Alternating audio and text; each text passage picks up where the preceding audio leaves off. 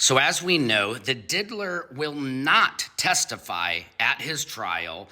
And further, the defense, Mark Agnifilo, shocked everybody by saying we will not be calling any other witnesses. They are resting the case. Now, some people believe this is just like a chess move or like just to be like, in an argument, they brought up the point that when you want to win an argument, just stay silent, right? You know how sometimes in arguments you want to have the last word? Well, I believe this is Agnifilo being like, no, we'll leave it in your court. We're that confident that we're going to win this thing, that we don't need to call any witnesses. Now, they were planning on calling at least 3 witnesses, 2 of Combs's Enterprises employees and a psychological expert.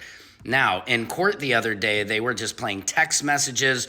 One of them read, "Hey, KK, I need more baby oil." I mean, some parts of this are so silly to me because you're like, is it a crime to ask your personal assistant to get you baby oil? And anybody who knows the culture in Hollywood, personal assistants, I was a personal assistant for the Jackass guys way back in the day.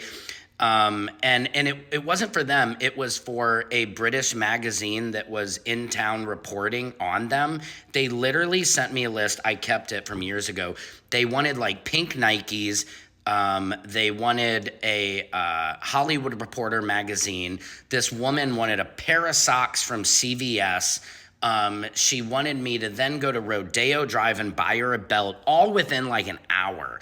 And when I couldn't perform and get this list done for her, I was literally let go days after because they said I couldn't complete the job. So just to give you guys an idea, this is how Hollywood treats you. If you're an assistant or a PA, a production assistant or personal assistant, you get dragged through the mud. I literally had a woman at NBC take me golfing the first day on the job, and then once she found out I was engaged to get married, everything changed, and she literally verbally assaulted me and literally ruined my brain for years to come. I had such a hard time getting myself back together, and that was at NBC, and this is a female who verbally assaulted me.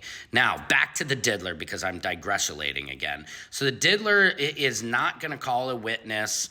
The jurors were, like I said yesterday, were shown explicit videos of the hotel nights or freak-offs or wild king nights, they were called. And the jury had their headphones on, right? So we're not allowed in the courtroom to see any of this or hear any of this, but they just had to watch ours. And there's Emily Knows Everything reported me to yesterday that there was rumors that one of the jurors was kind of like laughing. Now, I don't know. Is it funny? Probably not what they saw. Or maybe did they see Diddy with his hat backwards and his bandana and ridiculous